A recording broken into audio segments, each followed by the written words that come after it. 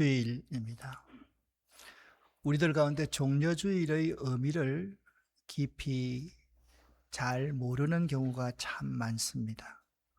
오늘 종려주일, 호산나주일, 그리고 고난주간, 첫날, 왕을 오해한 사람들이라는 제목으로 하나님 말씀을 나누도록 하겠습니다. 종려주일은 예수께서 십자가의 죽음을 앞두고 나귀를 타고 예루살렘에 입성하신 것을 기념하여 군중들이 종려나무 가지를 흔들며 환호한 것을 기리는 날입니다. 종려주일은 사순절의 마지막 주일이자 고난주간이 시작되는 첫날로 환호와 승리를 상징하는 종려나무에서 순환, 십자가로 이어지는 의미를 가지는 주일입니다. 이는 스가랴서 9장 9절에 예언되어 있듯이 겸손하여 나귀 새끼를 타고 입성하시는 메시아, 이 말씀을 성취하며 입성하신 사건으로 군중들은 종려나무 가지를 흔들면서 호산나를 외치며 예수님을 환영했습니다. 종려나무 가지를 흔드는 행위는 승리와 왕을 상징하며 당시 유대인들은 예수님을 정치적 메시아로 기대하며 환영했음을 보여줍니다. 그런데 종려주일은 기쁨의 행렬, 그러니까 환호와 탄성으로 시작하지만 순환 종려주일로 불리며 십자가의 고난을 묵상하는 고난주간의 첫날이 됩니다. 종려주일이 고난주간의 첫날이라고 하는 것은 기독교에서 매우 역설적이고 상징적인 의미를 지닙니다.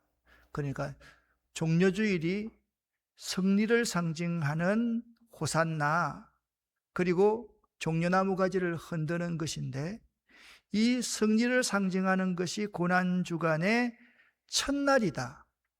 이것의 역설적인 의미가 있다라는 것입니다. 이는 예수 그리스도의 왕으로서의 입성, 승리와 십자가의 고난이 하나로 연결되어져 있음을 보여줍니다.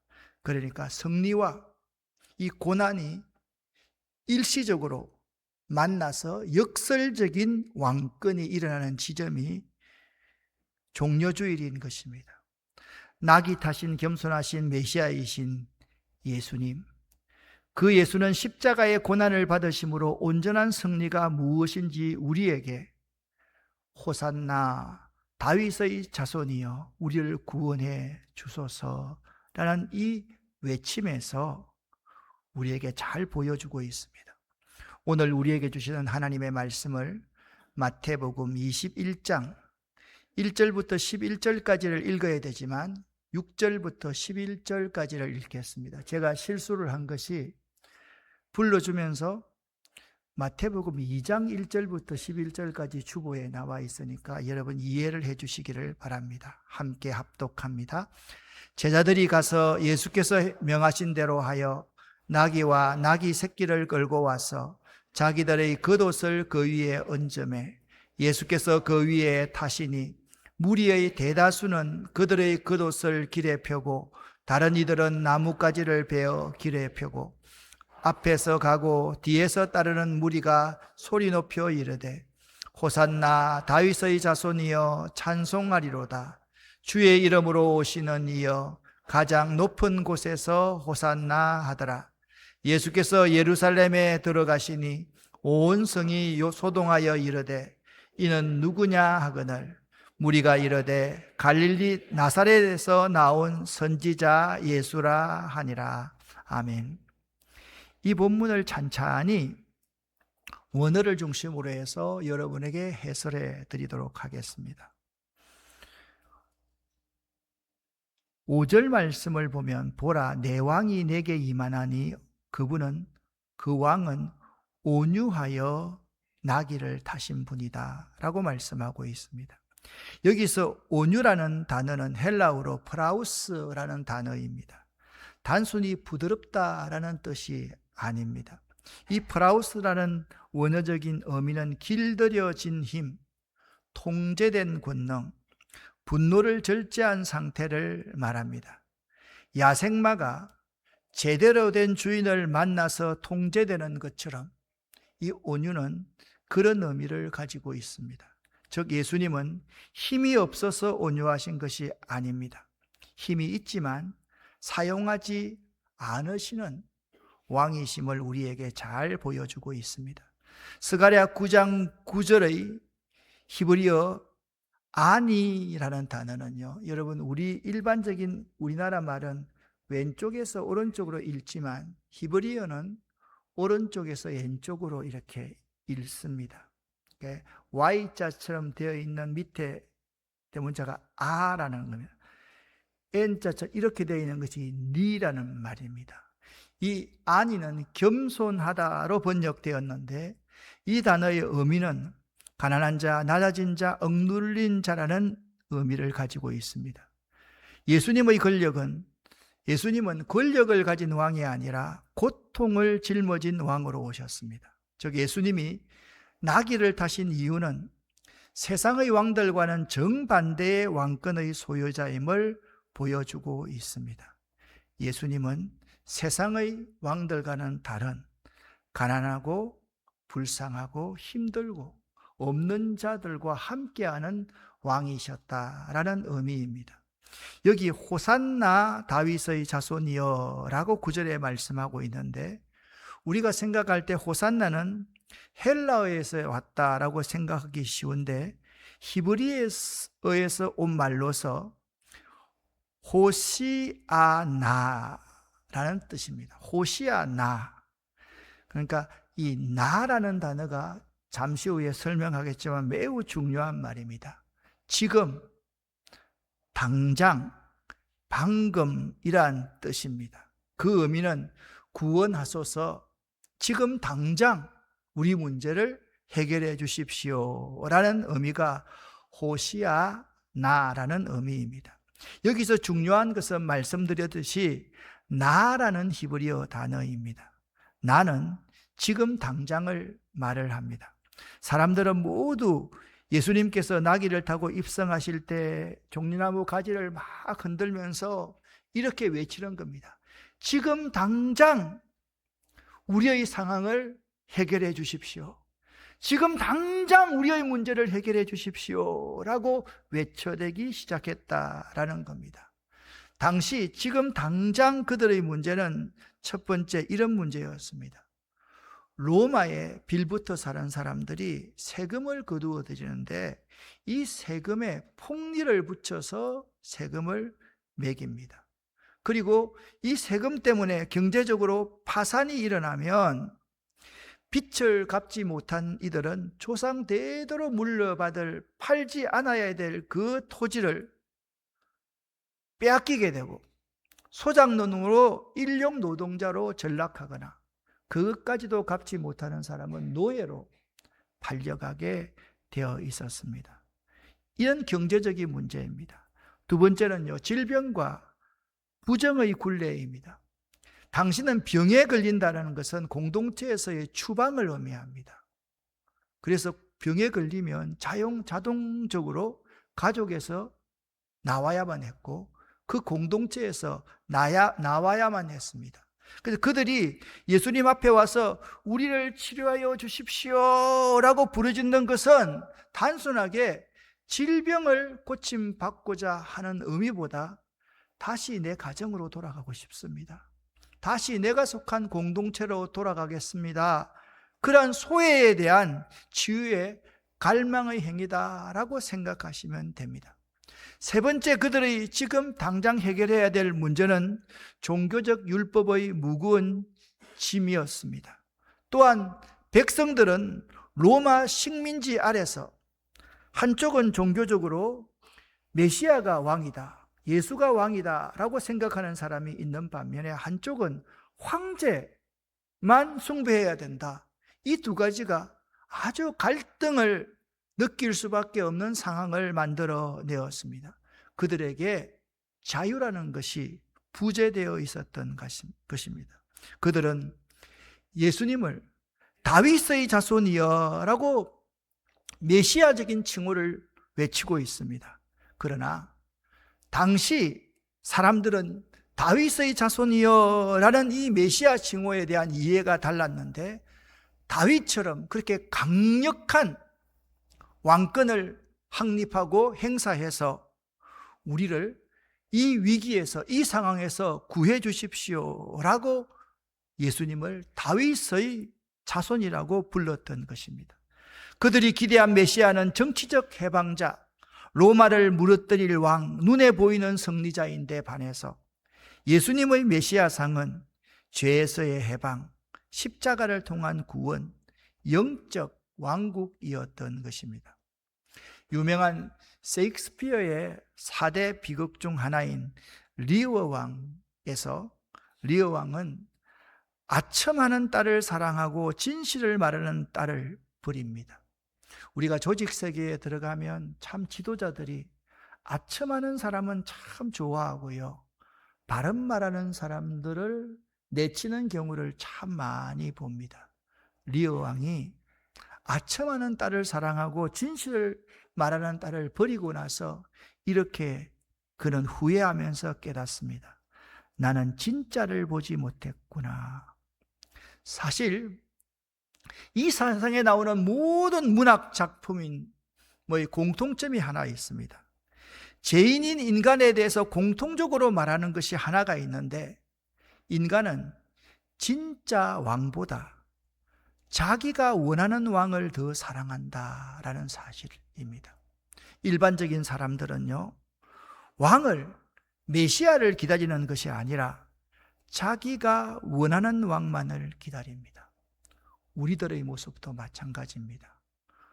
메시아를 기다린다, 예수를 믿는다라고 하면서 예수님의 그 객관적인 모습, 그 모습을 받아들이지 않고 내가 바라는 예수상과 틀려버리면 그 예수를 받아들이지 않는 것이 우리들의 모습입니다.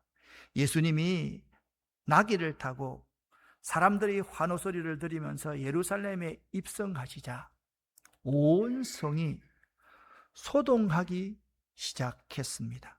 여기서 소동하다라는 헬라어 단어는 지진이 일어나다에서 나온 말입니다. 예수님의 입성은요, 도시 전체가 흔들리는 충격, 존재 자체가 뒤집히는 사건이란 의미입니다. 즉 예수님의 입성은 단순한 절기 행사가 아니라 세상을 뒤흔드는 사건이었던 것입니다.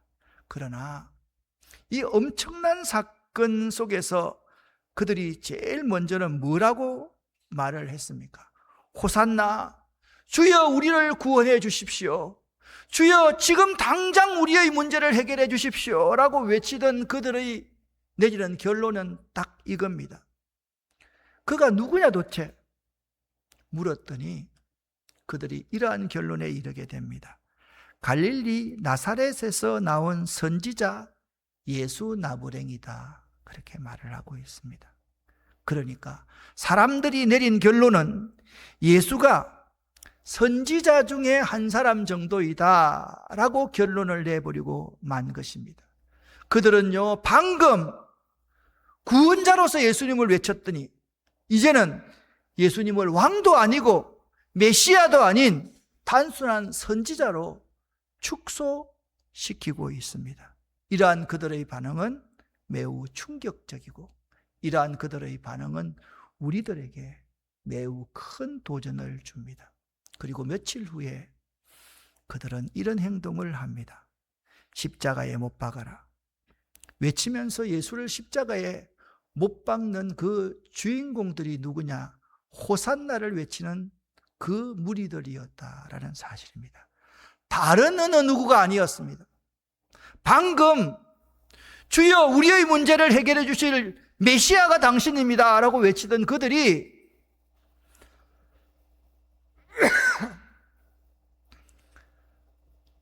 저를 십자가에 못 박아서 죽여야 됩니다 라고 외치고 있다라는 것입니다. 여기 못 박다라는 헬라어 단어는 극형에 처하다, 완전히 제거하다라는 의미입니다.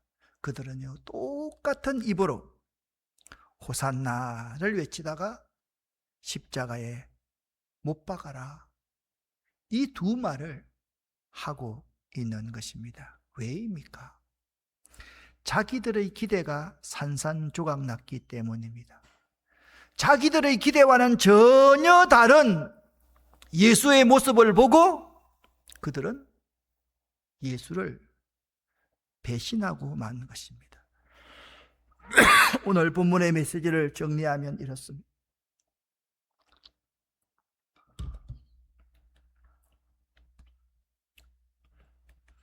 그들이 외친 호산나는 믿음이 아니라 요구였습니다. 해달라. 구원의 요청이 아니라 내 방식대로, 우리들의 방식대로 구원하라는 강압적인 요구였던 것입니다. 그들은 온유한 왕을 이해하지를 못했습니다. 그들은 약한 왕, 통제된 능력을 원하는 것이 아니었습니다. 지금 당장 강력한 힘으로 파괴하고 죽이는 본능적이고 야성적인 능력을 원했던 것입니다. 그들은 메시아이신 예수를 일반적인 선지자로 축소시켜버렸습니다. 하나님의 아들을 내 수준으로, 내 기준으로 낮춰버린 어리석음을 범한 것입니다.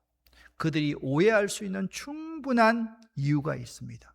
정치적인, 군사적인 해방을 기대했는데 예수는 전혀 정치적이지 않았습니다. 비군사적인, 비폭력, 무조항의 사랑을 외쳤습니다. 예수는요, 500여의 기적을 통하여서 많은 사람을 먹이고 12방줄이 가득히 남겼었는데 이 예수님을 먹사니즘의 문제를 해결해 줄 경제적인 통치자로 보았지만 예수는 영원한 생명의 떡보다는 당장 배를 채워준 떡에 집중하지 않고 고난받는 종으로 그들에게 영적인 떡을 베풀기를 원했던 것입니다. 오늘 우리의 모습도 동일합니다. 기도할 때 호시아나, 지금 당장 내 문제를 해결해 주세요 라고 간절히 기도합니다. 그런데 응답이 늦으면 실망하고 뜻이 다르면 쉽게 돌아서 버리는 것이 우리들의 모습인 것입니다. 그들은 또요, 현실적인 메시아관을 가졌습니다. 지금 여기서 안락함과 성공을 추구하는 사람들이 그들이었습니다. 그들은 예수가 현세적인 복락을 주는 수단으로 예수를 추구했습니다. 이것이 가장 큰 원인이었습니다. 그들은요, 자기중심적으로 성경을 해석했습니다. 항상 구약 성경에는 예수가 메시아인 것을 예언할 때 두 가지로 해석을 합니다. 첫 번째는 승리하는 왕으로서의 예수를 분명히 말씀합니다. 또 한편에는 고난의 종으로서의 예수를 말을 합니다. 그들은요, 이 두 가지 중에서 고난의 종은 싹 빼놓고 승리하는 왕에 대한 이 이미지만 가지고 예수를 재단해 버렸던 것입니다.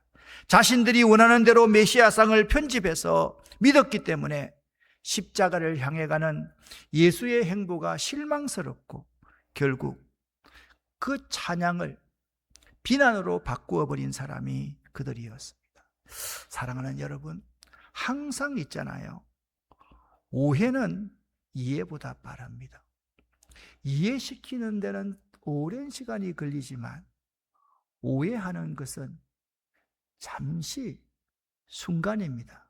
한순간 내 마음과 맞지 않으면 오해해버리고 그 오해로서 그 사람을 비난하고 죽이려고 하는 것이 우리 사람들의 모습입니다.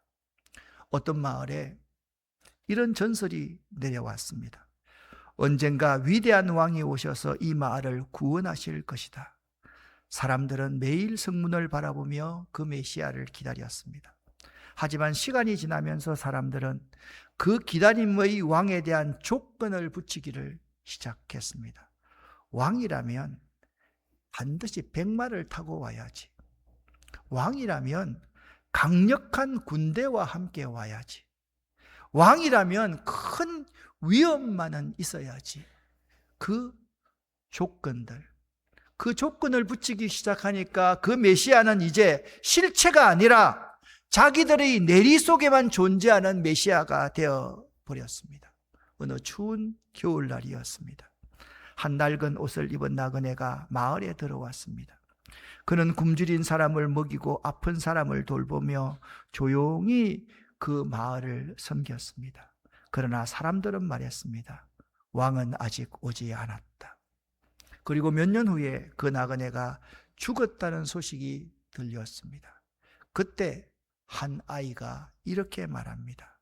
그분이 우리가 기다리던 왕이 아니었을까요? 그 순간 마을 전체가 큰 충격에 빠졌습니다. 우리는 왕을 기다렸지만 정작 왕이 왔을 때는 알아보지 못했습니다. 그들은 그렇게 말할 수밖에 없습니다. 그 시대, 예수님 시대의 종려주일은, 아니 오늘 우리들의 종려주일 이야기가 바로 이 이야기입니다. 왕이 오셨지만 모든 사람들은 자기 기대 때문에, 자기 생각에 사로잡혀서 그 왕을 조건을 붙여서 자기 내류 속에 집어넣어놓고 상상 속의 메시아로만 여기고 있는 것이 오늘 우리의 모습입니다. 사랑하는 성도 여러분, 바른 믿음이란 무엇인지 아십니까? 바른 믿음이란 내가 죄 많고 내가 연약하고 내가 부족하다는 사실을 알고 내 기대, 내 바램을 내려놓는 것, 그것이 바른 믿음입니다. 오늘 성경 1절부터 11절까지를 다 읽어야 되지만 2절부터 9절까지의 말씀만 제가 화면에 띄워 놓았습니다. 예수님께서 말씀하셨습니다. 너희는 맞은편 마을로 들어가거라. 그러면 당나귀 한 마리가 새끼와 함께 묶여 있는 것을 발견할 것이다. 그 당나귀를 풀어서 내게로 끌고 오너라. 만일 그 주인이 왜 내 당나귀를 가져가시오? 라고 그렇게 말한다면 우리 주님께서 필요하시답니다 라고 말을 하여라. 그러면 즉시 내어 줄 것이다. 그리고 그 시대의 사람들은 4절부터 6절까지의 말씀을 싹 빼버립니다. 그리고 말합니다. 그들은 당나귀와 그 나귀 새끼를 데리고 와서 그 등에 자기들의 옷을 벗어서 그 등에 안장으로 자기 옷을 깔았습니다. 예수님께서 그 위에 앉으셨습니다. 수많은 사람들이 자기 옷을 벗어서 길에 깔았고 나뭇가지를 잘라서 똑같은 행위를 하였습니다. 예수님의 앞뒤에서 따라가는 사람들이 소리를 쳤습니다. 다윗의 아들에게 호산나, 주님의 이름으로 오시는 분이 복되도다, 높은 곳에서 호산나, 이분이 지금 당장 우리의 문제를 해결해 주실 분이십니다 라고 외치기 시작했습니다. 그 사건이 온 예루살렘 성을 뒤집어 엎어서 지진이 일어난 것 같았습니다. 그런데 중요한 사실이 있습니다. 바로 이 말씀입니다. 이 말씀을 잊어버리면 안 됩니다. 이것은 예언자가 말한 것을 이루려고 하신 것이었습니다. 시온의 딸에게 말하여라, 예루살렘의 백성들에게 말하여라, 보라, 네 왕이 네게로 오신다. 그는 겸손하여서 스가랴서 9장 9절처럼 나귀를 탔는데 어린 당나귀 곧 나귀 새끼를 타고 오실 것이다. 두 제자들이 가서 예수님께서 지시하신 그대로 했습니다. 사랑하는 성도 여러분, 혹시나 여러분과 또 어떤 분이 이렇게 생각할 수 있을 것입니다. 군중들의 오해를 불어일으킨 원인 제공자가 예수가 아니었던가? 예수의 선택을 한번 보시기를 바랍니다. 왜 예수는 나귀 새끼라는 이상한 선택을 하시는지 모르겠습니다. 아무도 타보지 않는 나귀 새끼를 선택하셨습니다. 예수 일행의 예루살렘 입성 장면을 한번 상상해 보시기를 바랍니다. 당시 로마의 장군들이나 왕들이 성에 입성할 때는 화려한 백마를 타고 무장한 군인들을 거느리며 위험을 과시했습니다. 그것은 힘의 과시이자 복종의 요구였습니다. 누구든지 나에게 복종하지 않는 사람은 죽는다, 그것이었습니다. 그러나 예수님은 볼품없는 위험자였습니다. 다 자란 나귀도 아닌 새끼 나귀를 탄 남성의 모습은 객관적으로 볼 때 매우 우스꽝스러운 모습입니다. 자, 어린 나귀니까 발이요 땅에 닿을 듯 말 듯 합니다. 왕이 어린 나귀 새끼를 타기 때문에 발이 땅에 닿을 듯 말 듯한 그 우스꽝스러운 모습은 왕의 군림하는 왕과는 전혀 거리가 멉니다.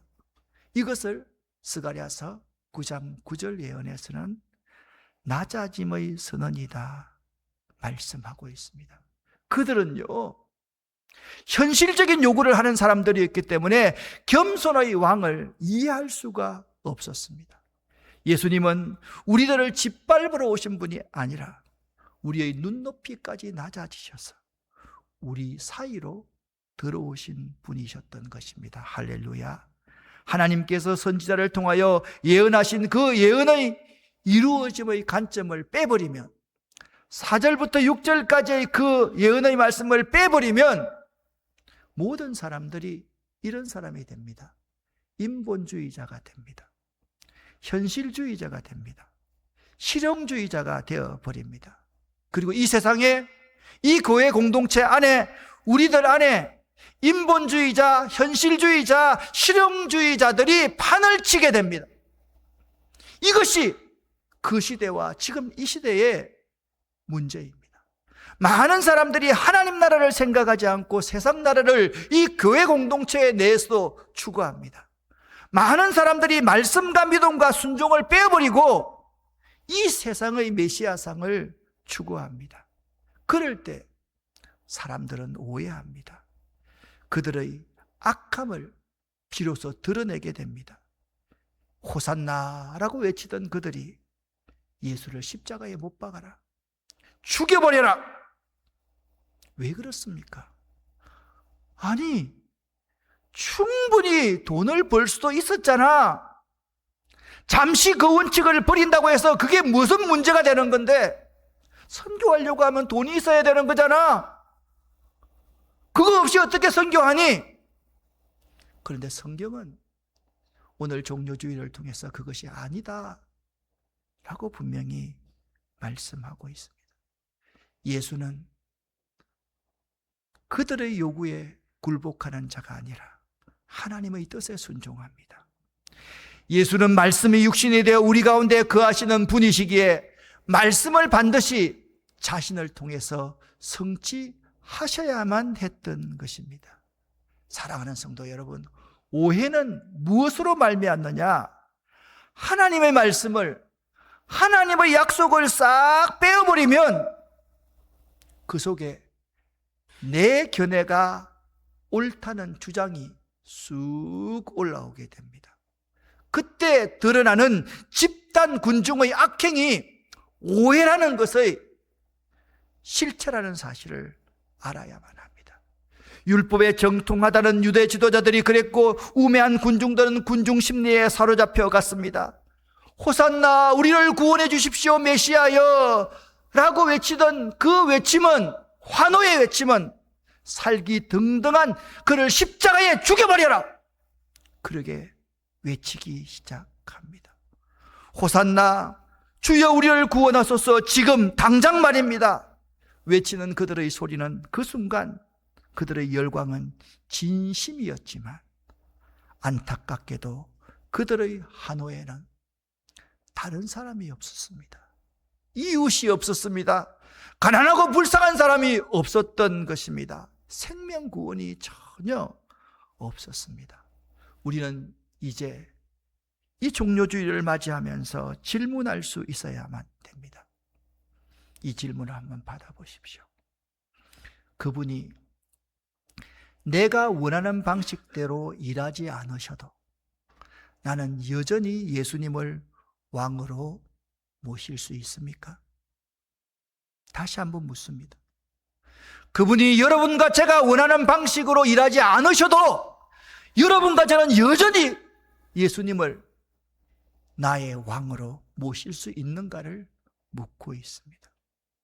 종료주의의 진짜 의미는 왕의 십자가에 죽으려 가심의 이날의 행진의 의미는요, 성전 기념 프레이드가 아니라 세상죄를 대신하는 장래 행렬의 시작임을 알아야만 합니다. 예수님은 박수갈채를 받으려 예루살렘에 입성한 것이 아닙니다. 그 박수를 치던 사람들의 죄를 대신해서 죽으러 성전으로 들어가셨습니다. 진정한 승리는 화려한 왕자에 앉는 것이 아닙니다. 진정한 승리는 가장 낮은 곳에서 자신을 내어주는 사랑임을 이 종료주의를 통해 예수님은 온몸으로 우리에게 보여주고 계신 것입니다.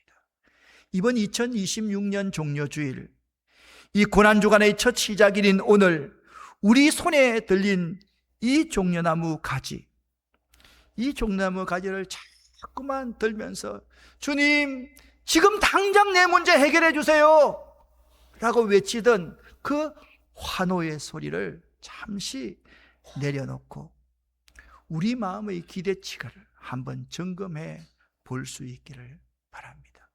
혹시나 내가 만든 왕의 이미지에 예수님을 가두어 버리는 여러분이 아닌지를 생각해 보자라는 말씀입니다. 그렇습니다. 묵묵히 고난의 길을 걸어가시는 그분의 약함이 사실은 세상을 이기는 가장 큰 능력임을 기억하는 종료주일이 되어야만 할 터인데, 우리는 나의 강함을 자꾸 드러내려고 하는 종료주일을 맞이하고 있다면 그것은 종료주일의 의미를 전혀 모르는 사람들입니다. 사랑하는 성도 여러분, 겉으로는 우리 모두 교회 와서 할렐루야, 아멘, 그렇게 환영과 열광을 합니다. 그러나 속으로는 자꾸 내 기준에 맞지 않으면 틀렸어, 잘못되었어, 저건 아니야 라고 생각하면서 오해하고 살아가는 사람들이 우리들일 수 있다라는 말씀입니다. 그들은 외칩니다. 다윗의 자손이여, 우리를 구원해 주십시오. 그들의 이 외침은 예수님을 하나님 나라의 왕으로서는 아니야.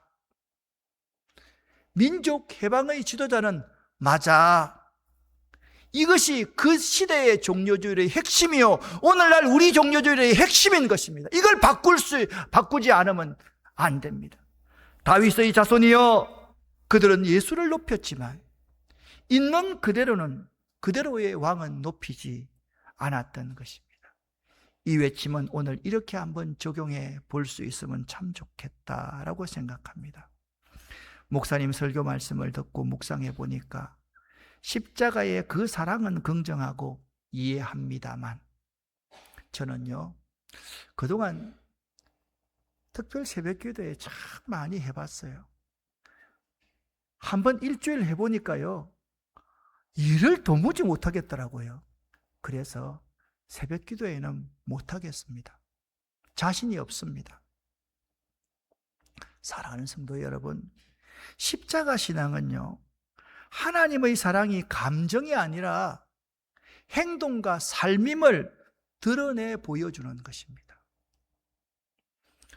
실제로 있었던 이야기입니다. 한 멋진 아들이 있었습니다.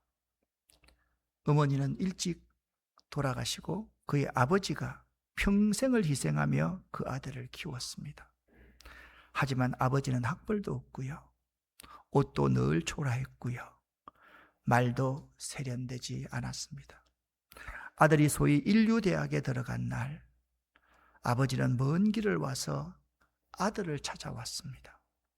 그러나 친구들에 둘러싸여 있는 그 아들은 창피해서 아버지를 보고도 모른 척 했습니다.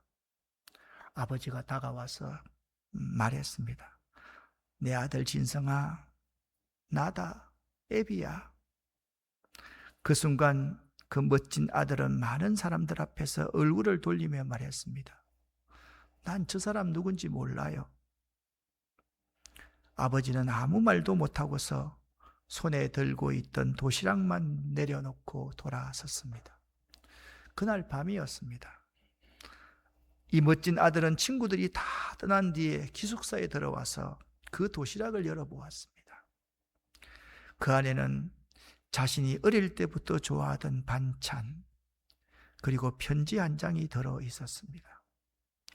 내 아들 진성아, 혹시 네가 부끄러워할까 봐 멀리서만 보려고 했는데 그래도 꼭 한 번만 인류대학에 들어간 네 얼굴을 보고 싶었단다. 그 순간 아들은 무너져 통곡하기 시작합니다. 이 아들 진성이가 그 아버지의 사랑을 몰랐을까요? 그 아버지가 자신의 아버지라는 사실을 몰랐을까요? 아닙니다. 너무나도 잘 알고 있는 사람입니다. 이 진성이는요, 알면서도 부끄러워했던 것입니다.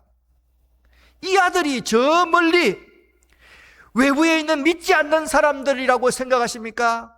아닙니다, 여러분. 결코 아닙니다. 그 아들이 멀리 있는 믿지 않는 사람들이 아니라 바로 여러분과 저라는 사실을 알아야만 합니다. 우리는 때때로 매 순간 예수님을 얼마나 잘 알고 있습니까? 예수님이 날 위해서 십자가에 돌아가셨습니다. 나를 구원하시기 위해서 하늘 영광을 버리고 이 땅에 오셨습니다. 라고 고백하고 고백합니다.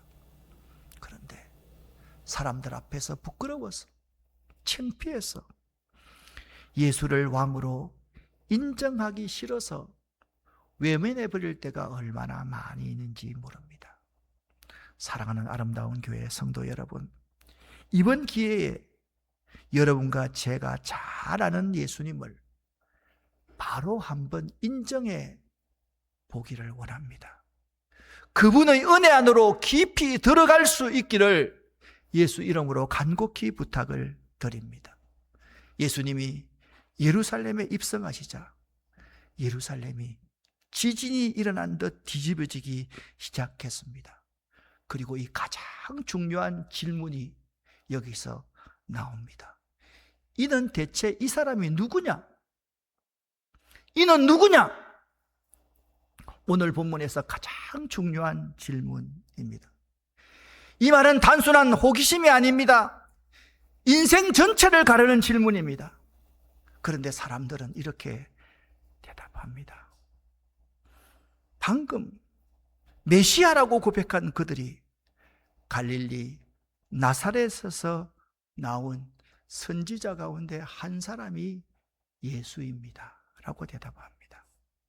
사랑하는 성도 여러분, 오늘 우리들의 문제는 이렇게, 그렇게 예수님을, 그래, 선지자 가운데 한 사람, 위대한 4대 성인 가운데 한 사람 정도로 말해버리는 것이 우리들의 모습이 아닌지 한번 생각해 볼 수 있기를 바랍니다. 오늘 이 시간 제대로 한번 고백하고 믿음으로 나아갈 수 있기를 예수 이름으로 간절히 축원합니다.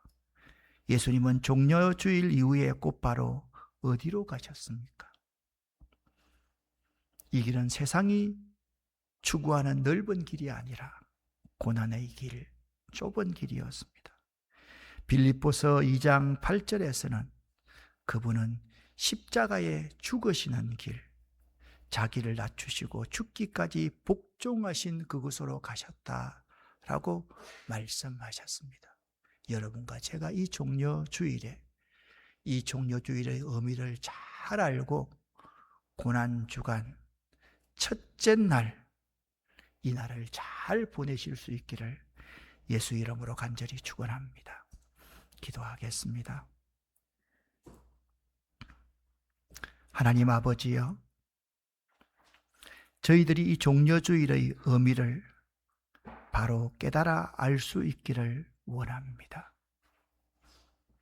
예수 그리스도 이름으로 간절히 기도 올립니다. 아멘.